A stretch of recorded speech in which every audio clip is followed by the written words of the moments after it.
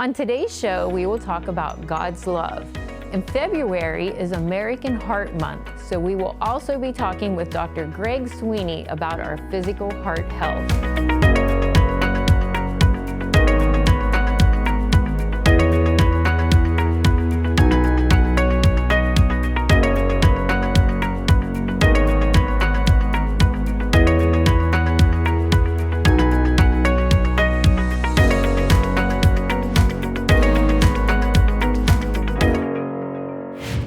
Over Christmas break, my family and I went to Disney World in Animal Kingdom. We went to Animal Kingdom first, and to be quite honest, I just wasn't that impressed. My husband said to me, "I remember Disney being a lot more friendly than this," and I had to agree. So the next evening we went to Magic Kingdom for the very Merry Christmas party, and I instantly noticed a difference from the day before. Everyone from the trolley driver to the ticket booth personnel to the ride operators to the vendors called us friends. If I heard it once, I heard it 100 times. "Hi friends, welcome friends, watch your step friends."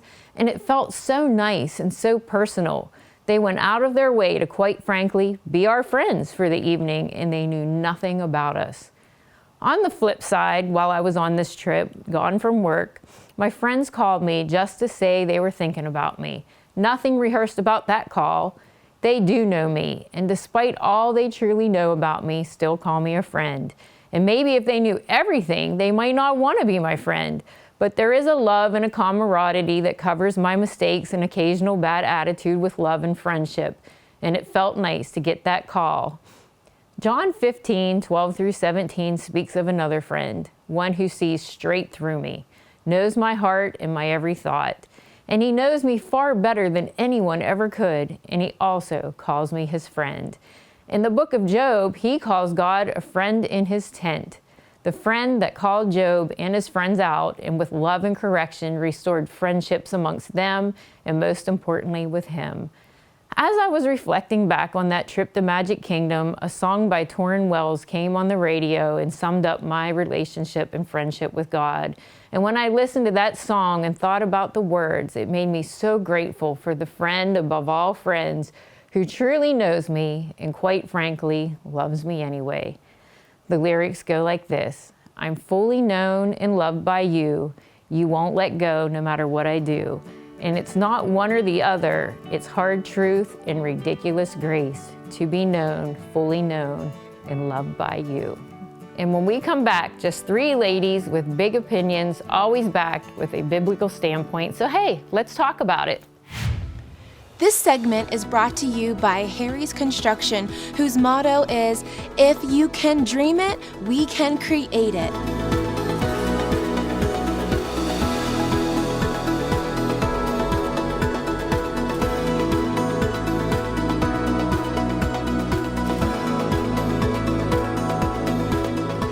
They are the kitchen and bath design experts, so call Harry's Construction for all your remodeling needs. When it's time for a new roof, Champion Roofing is your best choice. We're a certified award-winning roofing contractor, meaning your roof is done right the first time. Call today. Champion Roofing, we're the solution.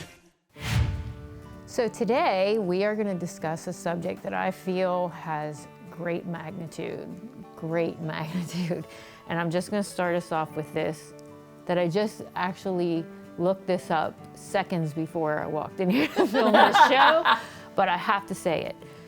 "And may you have the power to understand, as all God's people should, how wide, how long, how high, and how deep his love is.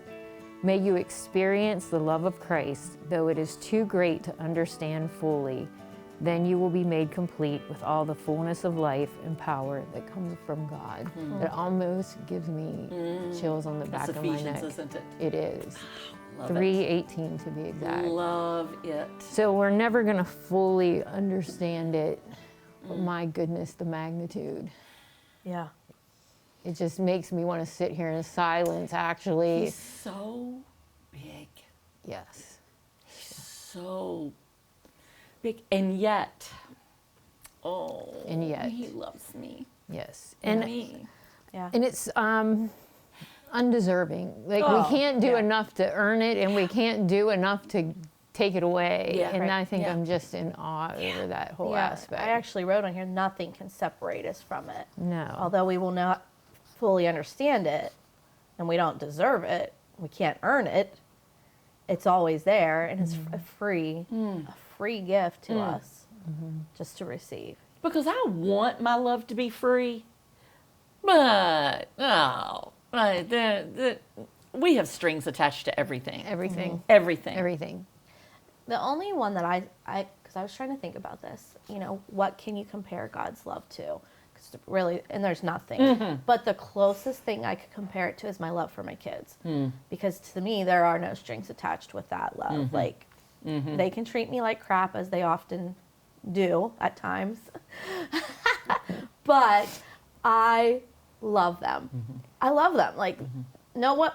I might not always like their choices, which that's the same with God. Yes. He doesn't always like our choices. Yes. But I love them. I love them. And we say, like, we've said it before on here, like, in marriage, it's a daily choice. Yes. But kids, it was inherent. Right. Like, Yes. I never have to work to love my kids. Right. And I think that's the way it is. He Well, doesn't and- have to work to love us. It's just No, right, inherent. right. And does when so. you have one child, you think, oh, if I have another one, am I going to love it as much? And God, oh, I am completely in awe of the way He loves. And I guess it's in the Bible, it's the agape love. Yes. And the highest form of love that's spoken of in the Bible. Yeah. Well, in 1 John 4:8, God is love. Like, Yes. it's not something he has to make happen. Right. He just is Right. love. That is his character. That is who he is. And it cannot change. And it cannot If He change. is love, Right. it cannot change. Right. It can't. Right. It doesn't need to grow because it's always That's right. That's right. big as It's can get. immeasurable. Right. Immeasurable. Right. And it never lessens too, Yes. no matter what we do. No matter what we do. Right.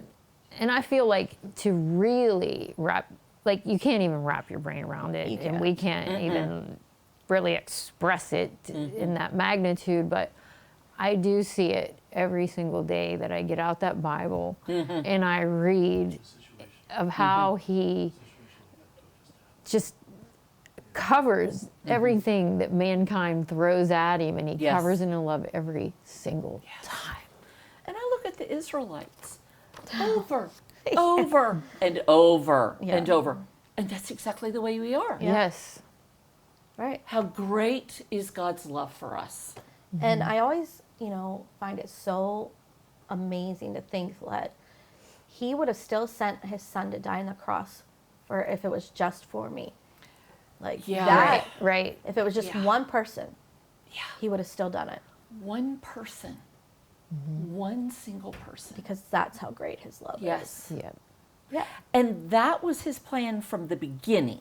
Yes. We make plans. I make plans to do certain things, and I expect it to go this way, this way, this way. I don't know what the end result is going to be. He knew what the end result was going to be, and he created us anyway Yeah. That's pretty. to be in fellowship with him. Why? I look in the mirror sometimes and think, why? Yes, yes. Yeah. I remember years ago when I first started going to Transformation Church, what was Pleasant Valley, Pastor Jim had said a line. There's just those lines in sermons that will stay with you till the day you die. You can't remember anything else they said. It's just that one line. And he said, Christ dying for you is not a fairy tale. And I would just never forget that, because the amount of love that it took for him to allow that to happen for me is not a fairy tale. It's not a fairy It's Right. not a fairy tale. Right. Sometimes, there was a point in time when I was like, well, God, why didn't you die on the cross? And then I thought, it would be a lot easier for me to die. Yes, than to my- send your child. To send my son. That's right. Like there That's ain't right. nothing. I'm not sending That's my right. son. You send me. That's right. But he did the bigger sacrifice. Mm. He did. It was the bigger sacrifice. And that's that love. And, you know, it's so important as we walk this life with God, not that we'll ever fully understand it, but to grasp as much as we can. Because the more we understand his love for us and his love for people, the more we love people, love ourselves, and love him. Yes. Because we have to be able to accept it Right. before we can love each other. Because Scripture says, love your neighbor as yourself. Not love your neighbor like you love your mom. Love your neighbor like you love your child. Love your neighbor as yourself. I have got to learn to accept God's love so that I can love my neighbor Right. as myself. Right. And we really have to get the mind and heart to connect on that. Yes. To understand as much as we can of God's love. Because if we don't grasp that, then our walk with him will weaken, I believe. It lacks. Yeah. It lacks. We don't get the full benefit Yeah. of Right. it. You know, we don't enjoy it as fully as we can. Right. Yeah. And that's the thing. And like just when we opened up this segment, I don't think that I've ever before, and because I'm a talker, just sat here and thought I could just sit here for 5 minutes and just in that spirit that came over the three of us when we first started, because the magnitude of it is just unbelievable. And I Unbelievable. really hope that people get that from us, that are the people who watch us, that they know how much we love Jesus, Right. but that he loves us. Right. And when things I've aren't, got goosebumps. and when things aren't up to par in your life, he still loves you. He is consistent. He cannot Yes. be inconsistent. Right. He Cannot lie be. about He his cannot. word is true. Yeah. Yep. Because it is who he is. God is love. It's not that he does love. He is. Is. Right. Yeah. It's a very active word. Right. It's a Yes. very active And so word. even when I'm struggling or upset about something, I remind myself, like on Sundays when we worship, I'm not up there worshiping for me. No. Yeah, it does help me. I'm not saying it doesn't, but it's because he deserves that worship That's because right. of his love for me. He deserves my worship regardless of what I feel or am facing. and it doesn't matter how we feel. Right. He is worthy of our praise, and we have to give him that honor, Right. the honor that is due him. Right. He is the manufacturer of love. And I used to tell my Sunday school class this when we had Krispy Kreme down by Walmart. Did you have Sunday school there? Yeah, no. But Okay. I took Krispy Kreme donuts to them one morning and I said, listen, here's my little paradigm. If you want the best Krispy Kreme donut, you got to go straight to the manufacturer and get it hot off the press. They will hand you that donut, it melts in your mouth. If you truly want to know love, you got to go straight to the manufacturer That's a of good it. word. That'll preach. That is where you got to go. Yes. You can't drum it all up to that magnitude by yourself. No. You cannot. Yeah, that was a great That is really good. Yeah. That is- everybody can relate to a fresh Krispy to Kreme a- donut. Yeah, like really, Yeah. really. Yeah. I mean, that's the only place to get one. That's right. That they're just perfect. That's Yeah. right. Absolutely. And his love is just perfect. It is perfect in every Yeah, way. it Every is. way. So we leave you with that it's perfect, it's unconditional, it's sacrificial, and it's pure. And our hope for you out there is that every one of you get to experience his love like we do. And believe me, it is something that I have to expand upon every day of my life. And when we come back, we'll have our guest for the day. Mouth-watering family recipes, easy-to-make meals, humor, and faith fill the inspiring show Dano on the Counter. Born with only half a spine, Dano Burkhardt was never supposed to be able to hold his head up. Despite countless surgeries, a stroke, leg amputations, and kidney transplants, Dano developed a contagious love for life. Join Dano on Sunday mornings at 8 a.m. on Fox 8 as he shares his easy-to-make dishes and the hope that keeps him pushing forward.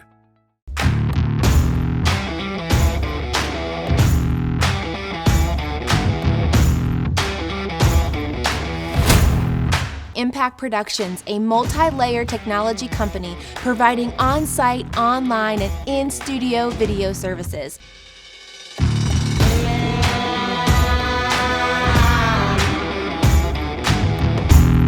Contact Impact Productions to capture your story.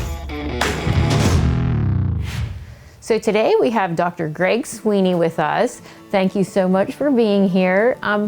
First, just give us some fun facts about yourself today. Fun facts about myself. Yes, something fun. Okay, fine. I'm a family physician. I've been in the area, I guess for 40 years, I guess. It's quite a long time. Yeah. And I've enjoyed my stay, and I've enjoyed caring for the people of the Altoona area quite a bit. And I'm a family physician, like I said, and father of 8. So a wonderful wife. They say behind any great person is a good wife, and I certainly have that. And 8 children and 1 doctor. Yes, she is a phenomenal woman. Absolutely. I agree. Yeah, putting up with me is worth a prize in and of itself. But it's been a wonderful life. I've grown spiritually through this whole process. And every morning I wake up, I thank God for another day of life. I thank God that help me to do His will that day, and help Him to love Him more and more each day as my neighbor as myself. So, That's awesome. Yeah. It's really good to hear from a doctor. Yes, it yes. is. Yes. So, interestingly, I didn't know this, but heart disease is still the #1 cause of death. That's correct. Okay. Why can we not get that down? What is causing that? I think the large majority of it, I believe, is our American lifestyle, I believe. And that includes dieting, exercise, which is probably getting less for our younger people. And unfortunately, I see that as a problem going forward to our health system in general. I mean, when I went to school, maybe when all of you went to school, there was a kind of a rare person who was overweight in the classroom. And now if I get caught behind a bus and that bus is, leaving off the children, I'm mentally just counting like, well, every third or fourth person that comes off the bus, I'm thinking is overweight. And I'm thinking, and there's probably a lot of reasons for that. The video games,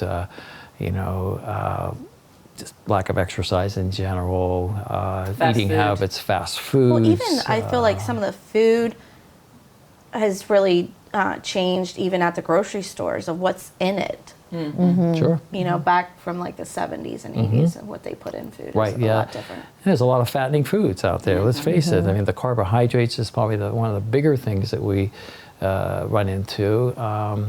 And unfortunately, carbohydrates, the problem with that is that's your tasty cakes, that's your chips, that's your bread, that's your cereal. That's one problem. It tastes good. Yeah. Right? The other problem is, unfortunately, our bodies are meant to digest that quickly. So a lot of that is digested within a few hours. So what happens, you get hungry again, and you tend to reach for the same thing, you know what I mean, or something similar to that. And don't we train our palates to, if we are always eating things that are good for us, fruits, vegetables, whole grains, we develop a taste for those things. But if it's always the chips and cakes and cookies, we also develop a taste for all of the fat and salt and sugar. That is absolutely correct. And it takes a certain amount of discipline, of course, in our lives. And I think that's the other issue that's not quite as profound anymore. I think that, parents are working, and it's understandable.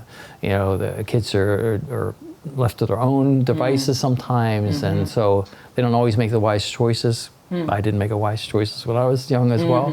But I think we need to develop a culture, I think, of responsibility. I think, as parents, as children, and instill in them a proper eating habits, and from an early age. And I think that's really important and stuff. So how can we dial into our heart health before something catastrophic happens to us? Like, are there any signs that we can look for that says, okay, wait, I'm heading in a bad direction? Okay. Certainly weight gain is something we really have to be conscious of that. I know my own children growing up, if they got a little overweight, peer pressure was actually kind of a good thing, actually, in the sense that, they said they were heavy, overweight, they didn't allow them to participate in certain activities, things of that sort. So they kind of almost corrected itself in the sense that, okay, well, I got to eat better, I got to exercise more, things of that nature. So there was something positive about peer pressure, I think, for sure, and stuff. But certainly the weight gain, symptoms, shortness of breath, discomfort, in the chest region, things of that sort. Is it different for stuff. men than it is women? Sure. The signals that we get? Surely, yeah. Typical heart disease, and nothing's typical in life, as you all know.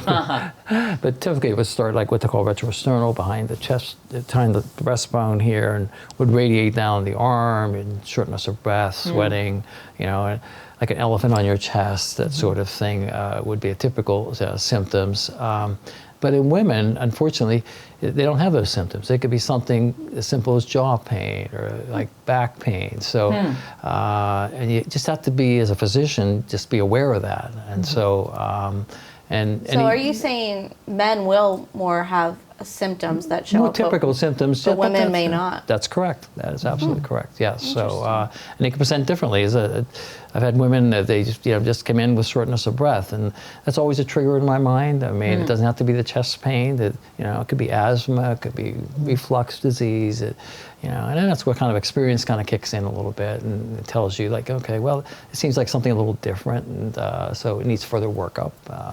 So, when we're younger, we do kind of beat our bodies up doing all these different things and eating all those things because we can for a long time, and we may not see the results of that. Correct. So is it ever too late to try to turn that around? No, never. Absolutely never. I mean, myself and I'm sure everybody struggles with the weight. It's something, unfortunately, God made that pleasurable thing. So Right. you eat, you feel better, that sort of thing. But absolutely, I mean, it's definitely, education is a big key, and I'm not in the educational system. I'm not going to put it all on teachers and things of that sort. That's part of our responsibility as physicians to instruct our patients in what is good habits, and obviously diet, exercise, and those things are really top on the list. Cholesterol control, sugar, diabetes, things So it like is that. something that can be turned around. Absolutely, absolutely. Even if there's a family history, Absolutely. you can kind of keep that Right. controlled. Exactly.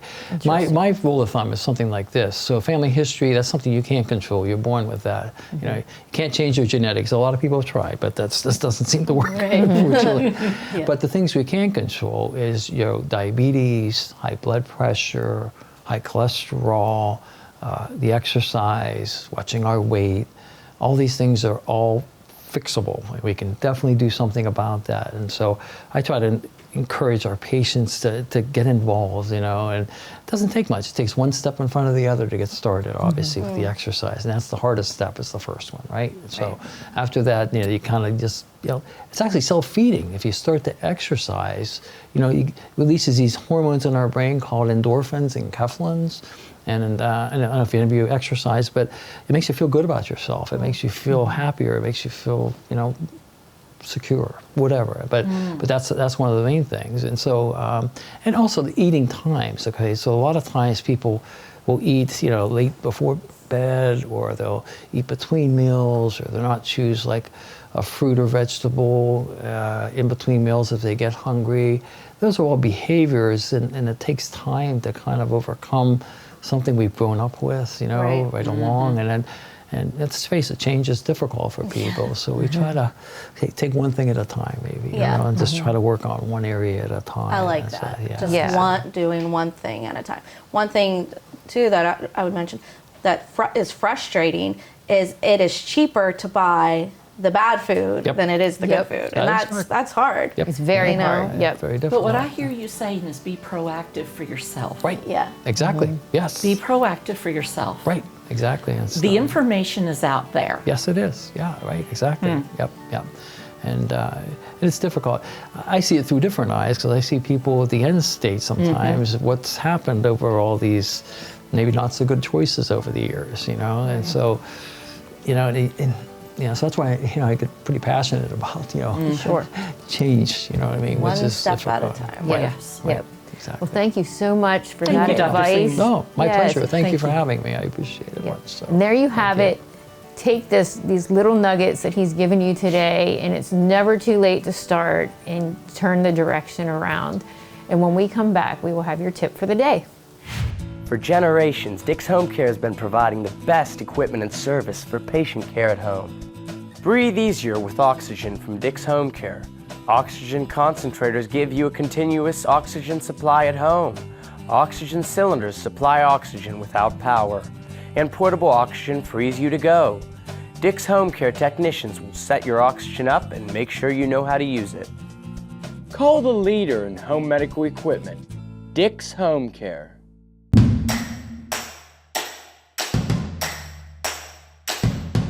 Made by Vogel is a father and son business that produces high-quality handmade wooden products such as cutting boards, bowls, bottle stoppers, and more.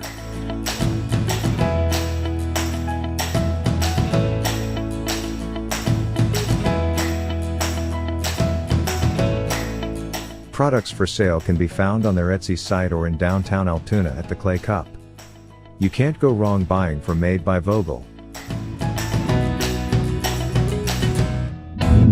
So I'm that girl that likes scents around the house. I like candles, I like things like potpourri and things like that. But I found this little trick for in the bathroom, and what I do is I buy real eucalyptus. It can't be the stuff that you get at the craft stores because that's dried. It has to be fresh. I find it at the florist, or I've even found bundles of it at Trader Joe's. And what I do is I take it and I flip it upside down, and I gum band it, and then I wrap the gum band around the head of the shower. Not where it's coming down directly under the water, but just behind the water. And what it does is the steam from the shower just emanates this really nice smell of eucalyptus. It's really nice in the winter. It's really nice when you're stuffy. And it usually will last about 2 to 3 weeks. But I leave mine up much longer than that. The smell will kind of die down a little bit, but it just looks so beautiful up there. And as long as it's not falling apart, I'll leave it there. So what I've been told is even when it's been up there for a little bit, if you take it down and soak it in some cold water, like in a vase of cold water overnight, you can put it back up and it'll kind of bring it back to life a little bit. But it looks really pretty. It hangs upside down off of your shower head, and it just really is a nice way to have like a natural, clean scent in your bathroom. And it's also good, just aromatherapy when you're showering. So give it a try. These actually came from Peterman's. They were like $4 or $5. And that's all we have for you today. We hope to see you next week. And don't forget to comment on our Facebook post. Give us some of your good ideas. And until we see you again, let's talk about it.